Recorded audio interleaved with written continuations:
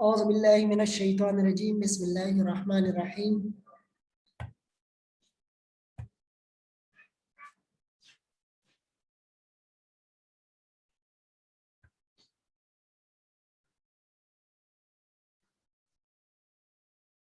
جس طرح ہم نے پہلے سورۃ انفال الدرس الاول الف اس کی پڑھائی مکمل کی تھی، اب ہم آتے ہیں سورۃ انفال الدرس الاول بی اس کی طرف۔ اس میں آیات کی تعداد 11 تا 19 اس کی ہم پڑھائی کریں گے۔ تو سبق شروع کرنے سے پہلے آپ لوگ کتاب صفحہ نمبر 4 کھولیں اور سبق کی طرف دیکھیں۔ اعوذ باللہ من الشیطان الرجیم بسم اللہ الرحمن الرحیم اذ یعشیکم النعاس امنۃ منہ وَيُنَزِّلُ عَلَيْكُم مِّنَ السَّمَاءِ مَاءً لِيُطَهِّرَكُم بِهِ وَيُذْهِبَ عَنكُم رِجْزَ الشَّيْطَانِ وَلِيَرْبِطَ عَلَى قُلُوبِكُم وَيُثَبِّتَ بِهِ الْأَقْدَامَ إِذْ يُوحِي رَبُّكَ إِلَى الْمَلَائِكَةِ أَنِّي مَعَكُمْ فَثَبِّتُوا الَّذِينَ آمَنُوا سَأُلْقِي فِي قُلُوبِ الَّذِينَ كَفَرُوا الرُّعْبَ فَاضْرِبُوا فَوْقَ الْأَعْنَاقِ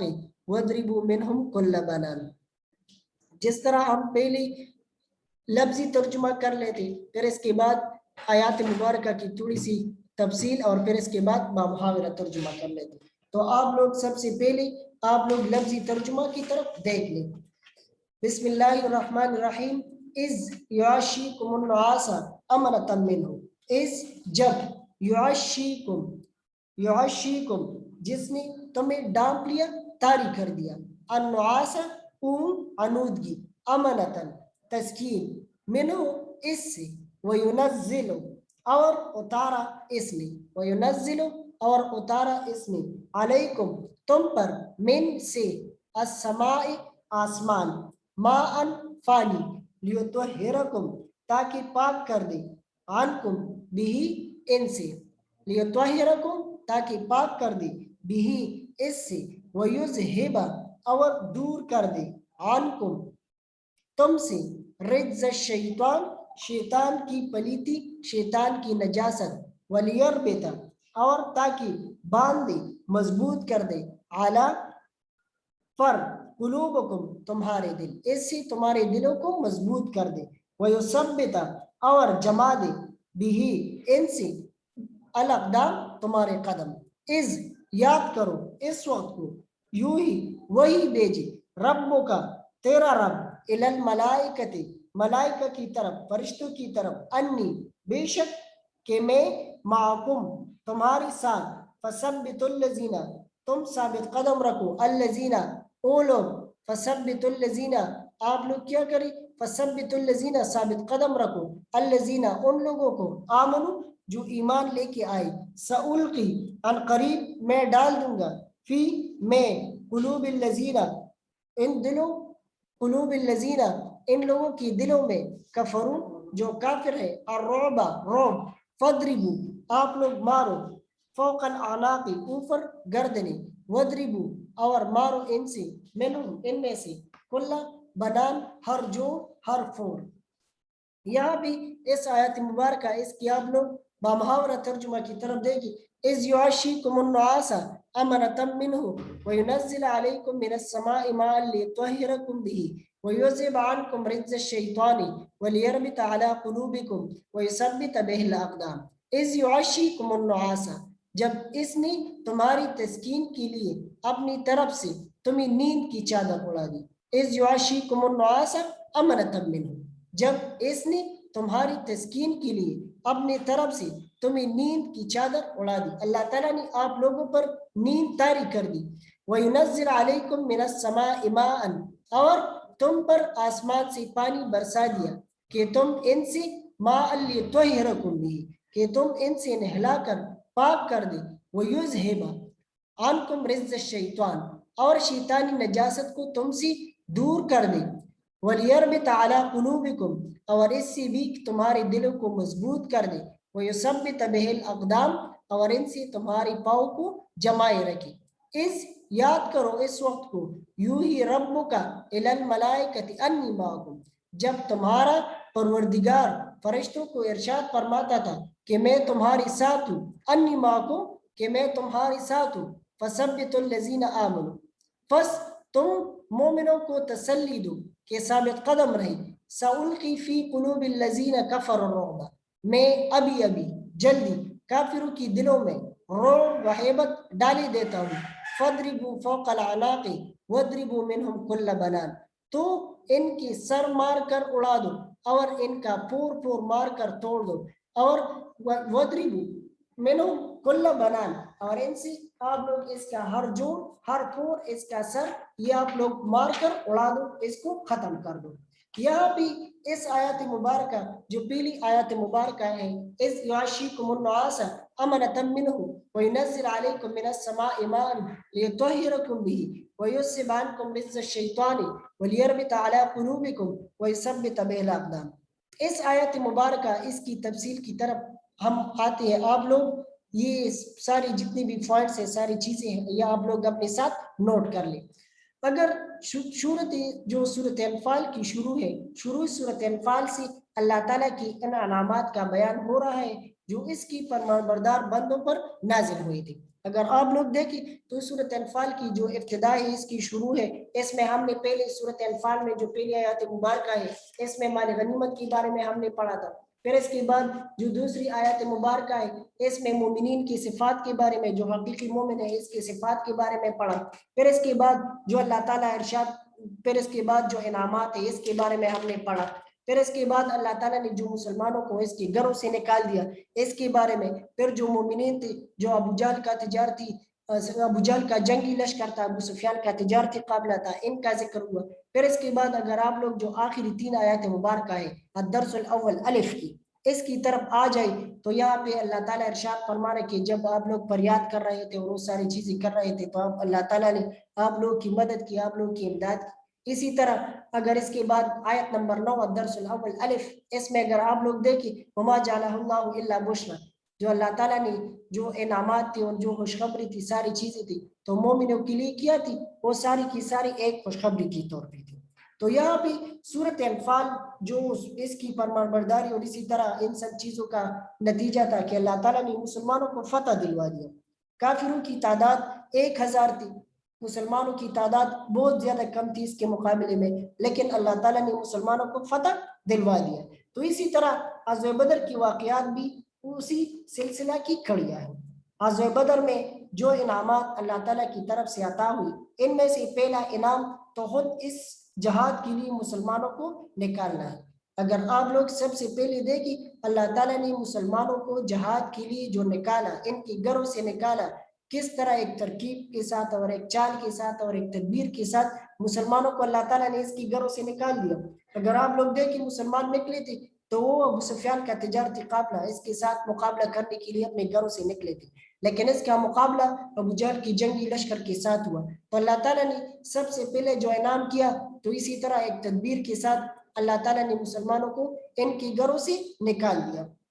सबसे पहला इनाम तो ये था। फिर इसके बाद जिसका बयान अगर आप लोग देखें तो कमा अखरजक रब्बुका मिन बैतिका बिल हक़, इसमें जो अल्लाह ताला ने जिक्र किया है कि अल्लाह ताला ने आप लोगों के घरों से हक के साथ आप लोग को निकाल लिया।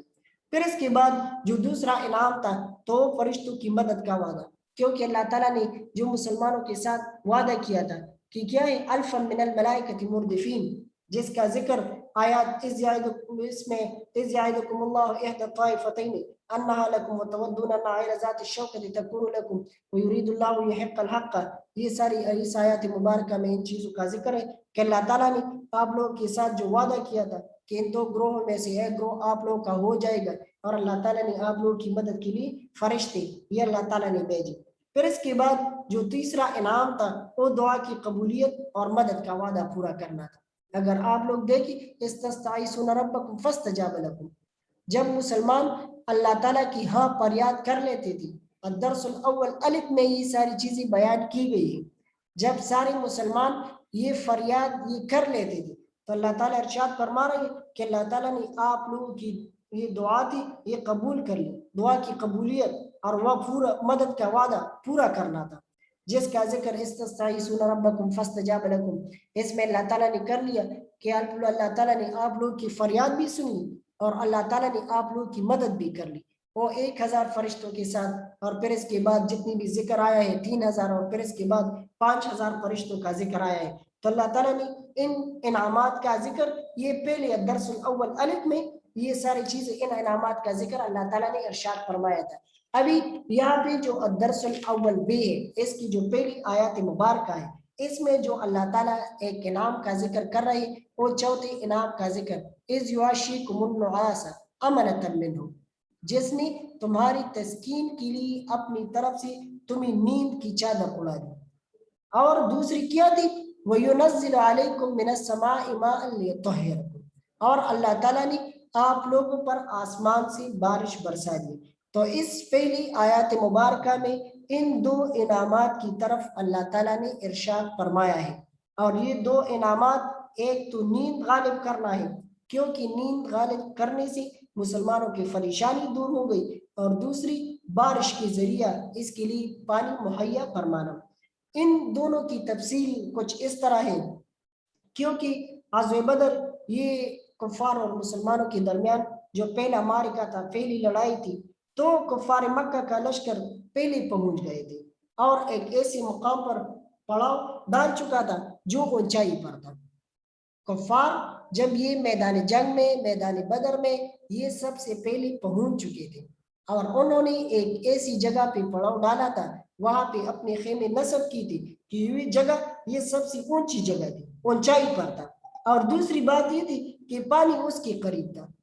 ایک تو یہ جگہ اونچائی پر بھی تھا اور دوسرا یہ تھا کہ پانی بھی قریب تھا. یہ کافروں کے لیے پانی یہ بھی نزدیک تھا، قریب تھا. اور اسی طرح جب نبی کریم صلی اللہ علیہ وآلہ وسلم اور صحابہ کرام اس جگہ پہنچے تو وادی کے نچلے حصے میں جگہ ملی کیونکہ سب سے پہلی جو اچھی جگہ تھی پانی والا جگہ تھی، جو جنگی لحاظ سے سب سے بہتر جگہ تھی، تو وہاں پہ کفار نے پہلے پڑاؤ ڈالا تھا، اپنے خیمے وغیرہ وہاں پہ نصب کیے تھے. لیکن پھر اس کے بعد جب مسلمان تو بعد میں پہنچ گئے تو انہوں نے کیا کیا، انہوں نے جب پڑاؤ ڈال دیا تو وہ نچلی والا حصہ تھا، وہ نیچے والا حصہ تھا اور وہ جنگی لحاظ سے بالکل ٹھیک نہیں تھا. لیکن صحابہ کرام نے اور نبی کریم صلی اللہ علیہ وآلہ وسلم نے جو جس جگہ وہاں جو جگہ ملی تو وہاں پہ اپنا پڑاؤ ڈال دیا. قرآن کریم نے اس میدان جنگ کا نقشہ اب پھر اس کی بعد میں جو آیات مبارکہ ہے اس میں اس کا نقشہ جو جنگ کا نقشہ ہے یہ کینچا ہے کیونکہ اس تم بالعدوۃ الدنیا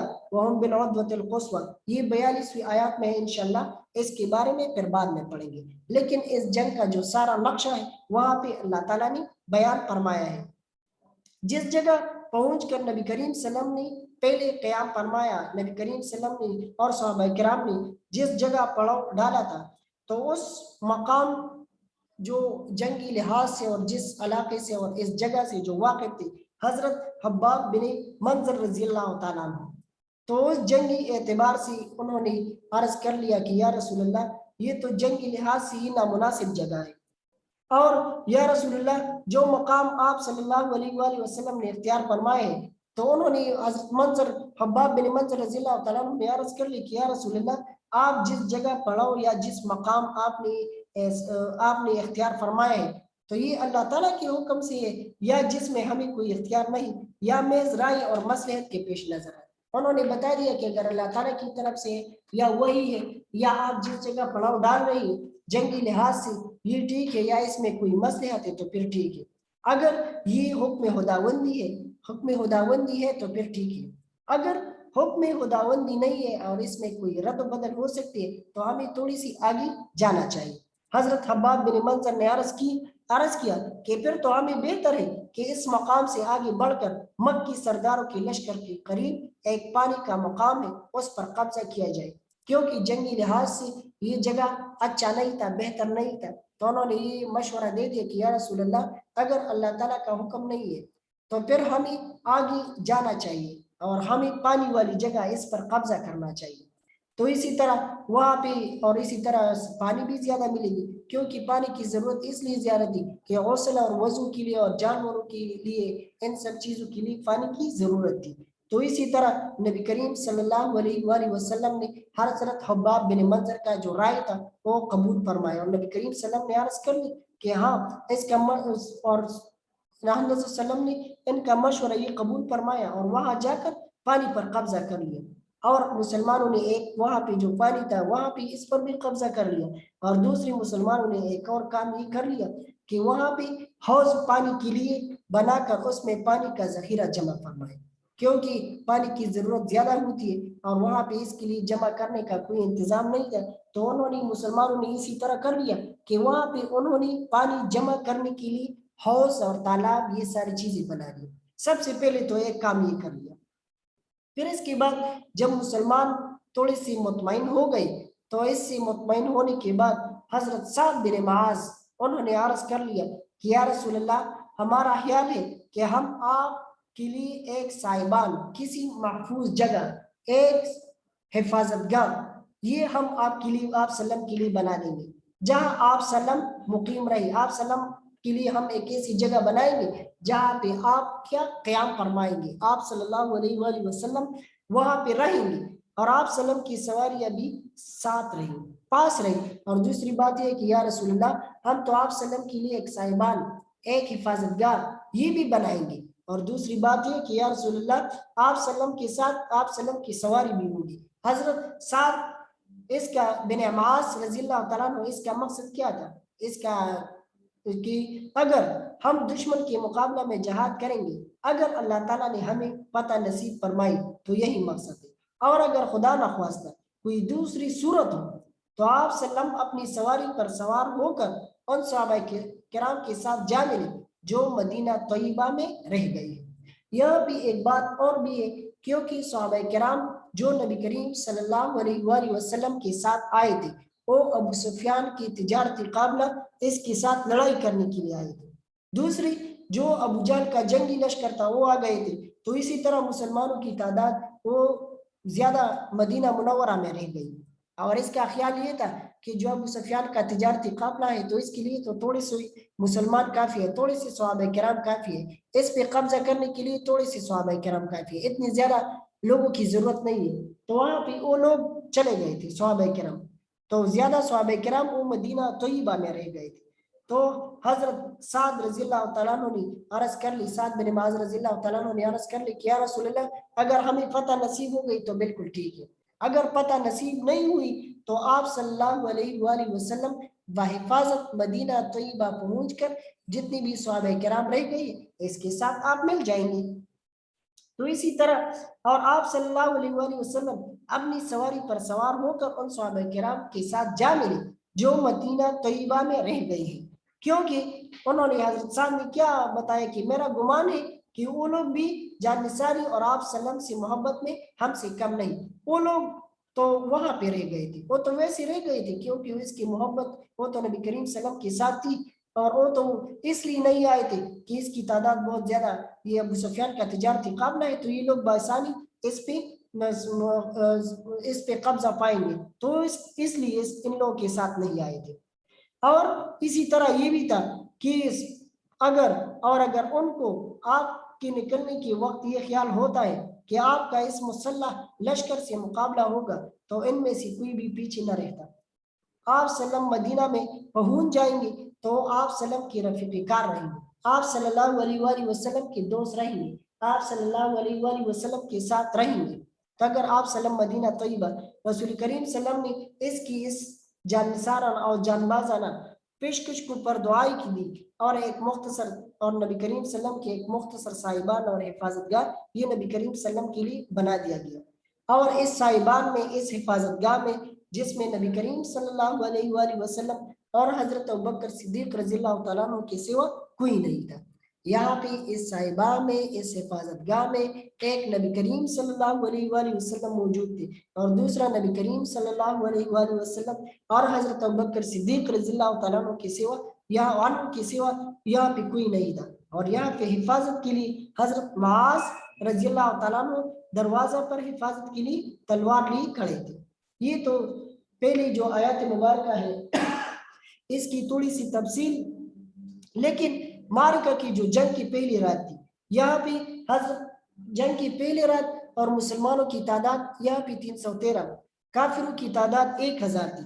اور 313 بے سر و سامان لوگوں کا مقابلہ اپنے سے 3 گنا تعداد یعنی 1000 مسلح فوج سے تھا۔ میدان جنگ کا بھی اچھا مقام ان کے قبضے میں آ چکا تھا، کیونکہ میدان جنگ کا جو مقام تھا وہ تو ان کے قبضے میں، وہ تو کافروں کے قبضے میں آ چکا تھا، اور نچلا حصہ وہ بھی بہت زیادہ سخت تھا۔ مسلمانوں کے قبضے میں جو حصہ آیا تھا تو وہ بہت زیادہ سخت اور ریتیلا، جس پر چلنا دشوار مسلمانوں کے ہاتھ آیا تھا۔ تبھی پریشانی اور فکر سب کو تھی۔ بعض لوگوں کے دلوں میں شیطان وسوسے بھی ڈال رہا تھا۔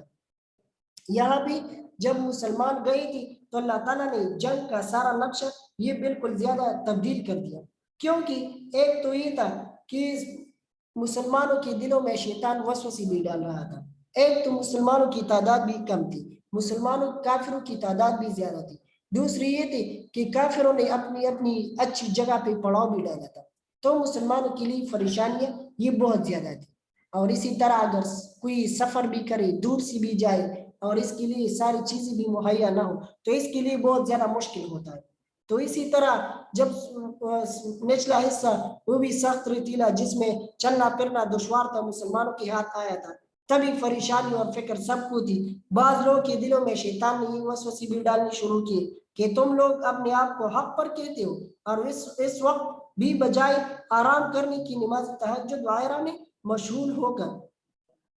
مگر حال یہ کہ دشمن ہر حیثیت سے تم پر غالب اور تم سے بڑا ہوا ہے۔ ان حالات میں اللہ تعالیٰ نے مسلمانوں پر ایک خاص قسم کی نیند مسلط فرمائی۔ یہاں پہ جو آیات مبارکہ اس کی جو سب سے پہلی ابتدا ہے، اس کی طرف آپ لوگ آ جائیں۔ اِذْ یُغَشِّیکُمُ النُّعَاسَ أَمَنَةً مِّنْهُ، سب سے پہلی اللہ تعالیٰ نے یہ ایک بات ذہن میں یہ رکھی کہ جنگ بدر میں اللہ تعالیٰ نے مسلمانوں پر چند انعامات کی بارش کی تھی، اور ان انعامات کی وجہ سے اللہ تعالیٰ نے جنگ کا سارا نقشہ یہ تبدیل کر دیا تھا۔ اگر ظاہری لحاظ سے آپ لوگ دیکھیں تو کافر اس کے ساتھ تعداد بھی زیادہ، اس کے ساتھ اسلحہ بھی زیادہ، اس کے ساتھ ساری چیزیں موجود تھی، لیکن اس کے باوجود اللہ تعالیٰ نے مسلمانوں کو فتح دلوا دیا۔ تو یہاں پہ جنگ کی صورت میں، یہ جنگی میدان جنگ میں اللہ تعالیٰ نے مسلمانوں پر ایک خاص قسم، اللہ تعالیٰ نے مسلمانوں پر ایک خاص قسم کی نیند یہ مسلط فرما دی، جس نے ہر مسلمان کو ہوا اس کا ارادہ سونے کا تھا یا نہیں جبرن سلا دیا۔ یہاں پہ اگر کوئی مسلمان اس کا ارادہ تھا کہ ہم سو جائے، اور کسی کا اگر ارادہ نہیں بھی تھا، لیکن اللہ تعالیٰ نے سب کو جبرن سلا دیا۔ اور اسی طرح حضرت علی رضی اللہ تعالیٰ عنہ نے فرمایا کہ غزوہ بدر کی اس رات میں ہم میں سے کوئی باقی نہیں رہا جو سو نہ گیا، صرف رسول اللہ صلی اللہ علیہ وآلہ وسلم تمام رات بیدار رہ کر صبح تک نماز تہجد میں مشغول رہے۔ یہاں پہ حضرت علی رضی اللہ تعالیٰ عنہ سے روایت ہے کہ اس رات اگر آپ لوگ دیکھیں، اگر اتنی زیادہ مصیبت اور اتنی زیادہ مشکل اور اتنی زیادہ سخت وقت ہو تو اس میں نیند آنا یہ بہت زیادہ مشکل بات ہے، بہت مشکل بات ہے، لیکن اللہ تعالیٰ نے مسلمانوں پر نیند طاری کر دی۔ تو اس نیند کا ایک فائدہ یہ ہو گیا کہ مسلمانوں کی جتنی بھی تھکاوٹ تھی اور جتنی بھی تکان تھی وہ ساری چیزیں وہ دور ہو گئی۔ رسول اللہ صلی اللہ علیہ وسلم اس رات میں جبکہ اپنے جو صاحبان تھے اس میں نماز تہجد میں مشغول تھی، آپ صلی اللہ علیہ وسلم کو بھی کس قدر اونگ آ گئی، مگر فوراً ہی ہنستے ہوئے بیدار ہو کر فرمایا۔ سارے صحابہ کرام سو گئے تھے، صرف اور صرف نبی کریم صلی اللہ علیہ وآلہ وسلم نہیں سوئے تھے، لیکن نبی کریم صلی اللہ علیہ وآلہ وسلم کی نیند کا ایک معمولی سا جوٹا جو ہوتا ہے جس کو ہم اونگ کہتے ہیں، یہ نبی کریم صلی اللہ علیہ وآلہ وسلم پہ آیا تھا، اور نبی کریم صلی اللہ علیہ وآلہ وسلم نے عرض کی تھی، اور یہاں پہ ہنستے ہوئے حضرت ابوبکر رضی اللہ تعالیٰ عنہ سے عرض کی تھی کہ اے ابوبکر خوشخبری سنو، یہ جبریل امین ٹیلہ کے قریب کھڑے ہیں، اور یہ کہہ کر آپ صاحبان سے باہر یہ آیات پڑھتے ہوئے تشریف لے گئے تھے، سیہزم الجمع ویولون الدبر، یعنی القریب دشمن کی جماعت ہار جائے گی اور پیٹ پھیر کر بھاگے گی۔ بعض روایات میں یہ بھی ہے کہ آپ صلی اللہ علیہ وسلم نے باہر نکل کر مختلف جگہوں کی طرف اشارہ کر کے فرمایا تھا کہ یہ ابو جہل کی قتل گاہ ہے، یہ فلاں کی اور فلاں جتنی بھی سرداران تھے، نبی کریم صلی اللہ علیہ وسلم نے ارشاد فرمایا تھا کہ یہاں پہ فلاں فلاں یہ سارے سرداران جتنی بھی ہیں یہ ہوں گی۔ اور پھر جب جنگ ختم ہو گئی تو نبی کریم صلی اللہ علیہ وسلم نے جو ارشاد فرمایا تھا تو سارے لوگ وہاں پہ اسی طرح تھے جس طرح نبی کریم صلی اللہ علیہ وسلم نے ارشاد فرمایا تھا۔ اور جیسا غزوہ بدر میں تکان اور پریشانی دور کرنے کے لیے اللہ تعالیٰ نے تمام صحابہ کرام پر خاص قسم کی نیند مسلط فرمائی، اسی طرح غزوہ احد میں بھی اللہ تعالیٰ نے مسلمانوں پر اسی طرح کا واقعہ، اسی طرح کا نیند مسلمانوں پر آیا تھا، اور اس سے اس کی تکان اور ساری تھکاوٹ اور یہ ساری چیزیں یہ دور ہو گئی تھی۔ اسی طرح اگر آپ لوگ دیکھیں تو حضرت سفیان ثوری رحمۃ اللہ علیہ، ان سے روایت ہے کہ حضرت عبداللہ بن مسعود سے نقل کیا ہے کہ جنگ کی حالت میں نیند اللہ تعالیٰ کی طرف سے امن و اطمینان کی نشانی ہوتی ہے۔ جنگ میں، میدان جنگ میں کیونکہ بہت زیادہ مشکل وقت ہوتا ہے، تو یہاں پہ نیند آنا یہ بہت، کسی کو نیند نہیں آ سکتا کیونکہ مشکل کی وجہ سے، اور اسی طرح اور پھر اسی طرح حالات بھی وہ مسلمانوں کے جس طرح حالات تھے کہ کافروں کی تعداد بھی زیادہ اور مسلمانوں کی تعداد بھی کم، تو اسی طرح یہ ایک نیند آنا میدان جنگ میں یہ اللہ تعالیٰ کی طرف سے امن اور اطمینان کی نشانی ہوتی ہے۔ اور نماز میں نیند جب کسی کو آتی ہے تو یہ شیطان کی طرف سے ہوتی ہے، سستی وغیرہ کی وجہ سے جب آ جاتا ہے تو یہ شیطان کی طرف سے ہوتی ہے۔ یہ تو سب سے پہلے انعام، اذ یعشیکم النعاس امنۃ منہ، اللہ تعالیٰ نے مسلمانوں پر نیند طاری کر دی، اور وہ کس چیز کے لیے؟ جب اس نے تمہاری تسکین کے لیے اپنے طرف سے تمہیں نیند کی چادر اڑا دی، تم پر نیند طاری کر دی، اللہ تعالیٰ نے مسلمانوں پر نیند طاری کر دی، یہ تو ایک انعام یہ ہے۔ پھر اس کے بعد جو دوسرا انعام یہاں پہ ذکر کی گئی ہے، وَيُنَزِّلْ عَلَيْكُم مِّنَ السَّمَاءِ مَاءً لِيُطَهِّرَكُم بِهِ وَيُذْهِبَ عَنكُم رِجْزَ الشَّيْطَانِ وَلِيَرْبِطَ عَلَىٰ قُلُوبِكُمْ وَيُثَبِّتَ بِهِ الْأَقْدَامَ۔ تو اس کے بعد جو دوسرا انعام اس سورۃ انفال الدرس الاول بے میں اللہ تعالیٰ نے جو دوسری نعمت اس کا ذکر کیا ہے، تو اس رات میں یہ ملی کہ بارش ہو گئی، جس نے میدان کا نقشہ یہ بالکل بدل کر ڈالا۔ اور اسی طرح میدان جنگ میں اگر آپ لوگ دیکھیں، سب سے پہلے جو ہم نے بتا دیا کہ کفار نے جس جگہ پڑاؤ ڈالا تھا تو اس کی جو جگہ تھی وہ مٹی والی زمین تھی، تو جب بارش اس کے اوپر ہو گیا تو وہ مٹی والی جگہ وہ کیچڑ بن گیا۔ اور اسی طرح جب مسلمانوں کی جگہ تھی تو وہاں جو قریشی لشکر نے جس جگہ پر قبضہ کیا تھا وہاں تو بارش بہت تیز آئی اور میدان میں دلدل بن کر کیچڑ بن کر اس کے لیے چلنا پھرنا یہ مشکل ہو گیا۔ یہاں بھی جب بارش ہو گئی تو کافروں نے جس جگہ پڑاؤ ڈالا تھا تو مٹی والی زمین تھی، اور جب بارش ہو گئی تو اس کے لیے دلدل کیچڑ بن گیا، اور اس میں اس کے لیے یہ چلنا پھرنا وغیرہ یہ سارا مشکل ہو گیا، کافروں کے لیے چلنا پھرنا یہ ساری چیزیں مشکل ہو گئی، ایک تو یہ ہو گیا۔ اور پھر اس کی بات کیا تھا اور مسلمانوں کے لیے تو کافروں کے لیے کیچڑ وغیرہ یہ ساری چیزیں ہو گئی، اور جس جگہ حضرت نبی کریم صلی اللہ علیہ وسلم اور صحابہ کرام مقیم تھی تو یہاں ریت کی وجہ سے چلنا مشکل تھا پہلے، تو یہاں جب بارش ہلکی ہوئی جس نے تمام جو ریت تھی اور ساری چیزیں تھی جما کر میدان کو نہایت ہموار خوشگوار بنا دیا۔ ایک بارش مسلمانوں کے لیے، کافروں کے لیے تو نقصان دہ کیچڑ وغیرہ یہ ساری چیزیں بن گئی، مسلمانوں کے لیے یہ بارش بہت زیادہ فائدہ مند سودمند ثابت ہو گیا، کیونکہ مسلمانوں کی جو جگہ تھی تو ریتلی زمین تھی، وہاں پہ چلنا پھرنا مشکل تھا، پاؤں ریت میں دھس جاتے تھے، تو جب اس کے اوپر بارش ہو گئی تو بالکل فرش کی طرح بن گیا اور مسلمانوں کے لیے چلنا پھرنا یہ بہت زیادہ آسان ہو گیا یہاں پہ جو مسلمانوں کی جو جگہ تھی۔ تو اس آیات مبارکہ میں ان دو چیزوں کا ذکر کیا گیا ہے، ایک تو یہ ہو گیا کہ من السماء وینزل علیکم من السماء ماء لیطہرکم، دوسری یہ تھی کہ اللہ تعالیٰ نے ارشاد فرمایا کہ اس بارش سے سب سے پہلے کیا تھا کہ تم ان سے نہلا کر پاک کر دو، مسلمان آئے تھے انہوں نے پیدل سفر کیا تھا، اس پہ گرد و غبار وغیرہ اس کے جسم پہ جو گرد و غبار تھا تو ایک تو یہ ہو گیا کہ اس کے جسم صاف ہو گئی اور وہ حشاش بشاش ہو گئی، ایک تو نیند سے جب نیند سے اٹھ گئی تو اس کی تکان وغیرہ وہ دور ہو گئی تھی، اور دوسری یہ تھی کہ جب مسلمان تو ان سے صاف ہو گئی، اور ایک ان اللہ تعالیٰ نے اس بارش سے ایک فائدہ مسلمانوں کو جو مل گیا وہ کیا تھا، وہ یذہب عنکم رجز الشیطان، اور شیطانی نجاست وہ اللہ تعالیٰ نے وہ دور کر دیا، اور اس جو نیند اور بارش جس نے میدان کا نقشہ پلٹ کر وہ شیطانی وسوسے وغیرہ جو مسلمانوں کے دلوں میں تھی، بعض کمزور لوگوں کے جو دلوں میں شیطان وسوسے ڈال رہے تھے کہ ہم حق پر ہونے کے باوجود اسی طرح اللہ تعالیٰ کی قہر و غضب میں ہے، اور اسی طرح دشمن جو باطن ہے اور اس کی وجہ سے پھر بھی قوت اور شوقت اور اطمینان کی حالت میں ہے۔ تو اس آیات میں اللہ تعالیٰ نے یہ ساری چیزیں یہ ارشاد فرمائی کہ آپ لوگ جب میدان جنگ میں تھی تو اس بارش کی وجہ سے وَيُذْهِبْ عَنْكُمْ رِجْزَ الشَّيْطَانِ، تو اللہ تعالیٰ نے شیطانی نجاست یہ دور کر دی۔ شیطان جو دلوں میں وسوسے ڈال رہے تھے تو ان سب کو اللہ تعالیٰ نے ان سے دور کر دیا۔ اور دوسری اللہ تعالیٰ جو اس میں ارشاد فرما رہی ہے وَلِيَرْبِطَ عَلَىٰ قُلُوبِكُمْ، اور اللہ تعالیٰ نے ان سے تمہارے دلوں کو مضبوط کر دیا۔ اس بارش سے اللہ تعالیٰ نے مسلمانوں کے دلوں کو جو اطمینان تھی اور مضبوطی تھی اور اللہ تعالیٰ نے تمہارے دلوں کو مضبوط کر کے تمہارے پاؤں جما دی۔ وَيُثَبِّتَ بِهِ الْأَقْدَامَ، کیونکہ جنگ کے لیے جو دو چیزوں کا ذکر کیا گیا ہے، ایک ثبات قلب اور ایک ثبات قدم، ایک دل کا مضبوط ہونا اور دوسری پاؤں کا مضبوط ہونا۔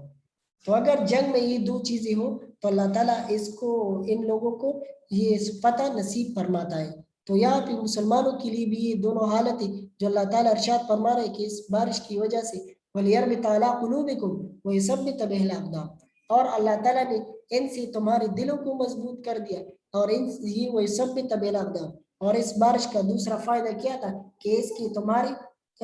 جو قدم ہے اس سے مضبوط کر دے، پاؤں جمائے رکھی۔ تو اس آیات اس کی ترجمہ کی طرف آپ لوگ دوبارہ دیکھیں، اِذْ يُغْشِيكُمُ النُّعَاسَ أَمَنَةً مِّنْهُ، جب اس نے تمہاری تسکین کے لیے اپنی طرف سے تمہیں نیند کی چادر اڑا دی، وَيُنَزِّلُ عَلَيْكُمْ مِنَ السَّمَاءِ مَاءً لِيُطَهِّرَكُمْ، اور تم پر آسمان سے پانی برسا دیا کہ تم ان سے نہلا کر پاک کر دے، وَيُذْهِبْ عَنْكُمْ رِجْزَ الشَّيْطَانِ، اور شیطانی نجاست کو تم سے دور کر دے، وَلِيَرْبِطَ عَلَىٰ قُلُوبِكُمْ، اور اس لیے بھی کہ تمہارے دلوں کو مضبوط کر دے، وَيُثَبِّتَ بِهِ الْأَقْدَامَ، اور اس سے تمہارے پاؤں جمائے رکھے۔ اس آیت مبارکہ میں اللہ تعالیٰ نے جو انعامات کا ذکر کیا ہے، دو انعامات کا ذکر، ایک اونگ طاری کر دینا اور دوسری انعام جو اللہ تعالیٰ نے اس کا ذکر کیا ہے تو وہ آسمان سے پانی برسانا تھا، بارش۔ تو بارش مسلمانوں کے لیے فائدہ مند اور کافروں کے لیے نقصان دہ ثابت ہو گیا۔ اس کے بعد انشاءاللہ باقی آیات مبارکہ ہے تو اس کا باقی آیات مبارکہ اس کا ترجمہ انشاءاللہ بعد میں کریں گے۔ اور آپ لوگ کے لیے جو ہوم ورک تھا، سب سے پہلے ہم نے الدرس الاول الف اس کی آیات مبارکہ کا ترجمہ دیا تھا، تو آج آپ لوگ کے لیے ہوم ورک سورۃ انفال الدرس الاول الف سوال نمبر 1، اس سبق میں مومنوں کی کیا صفات بیان کی گئی سورۃ انفال میں، تو یہ آپ لوگوں کا ہوم ورک ہو گیا، آپ لوگ اس کو یاد کر لیں۔ اگر کوئی سوال پوچھنا چاہے تو آپ لوگ سوال پوچھ سکتے ہیں۔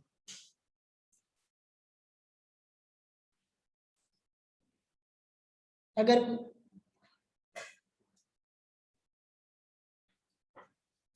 عمائزہ اگر کوئی سوال ہو تو پوچھ سکتے ہیں۔ سر ذرا یہ ہوم ورک پھر سے بتائیں۔ ہوم ورک آپ لوگ کے لیے یہ ہے کہ سب ہم نے پہلے جو ہوم ورک دیا تھا سورۃ انفال الدرس الاول الف اس کا بمحاورہ ترجمہ یہ دیا تھا، تو آج آپ لوگ کے لیے سورۃ انفال الدرس الاول الف سوال نمبر 1، اس سبق میں مومنوں کی کیا صفات بیان کی گئی ہے، یہ آپ لوگ کا ہوم ورک ہے، آپ لوگ اس کو یاد کر لیں۔ جو مومنین کے 5 صفات ہیں جو ہم نے اس پہ بات کی تھی، آپ لوگ اس سوال کو یاد کر لیں۔ اور کوئی سوال پوچھنا چاہے تو آپ لوگ سوال پوچھ سکتے ہیں۔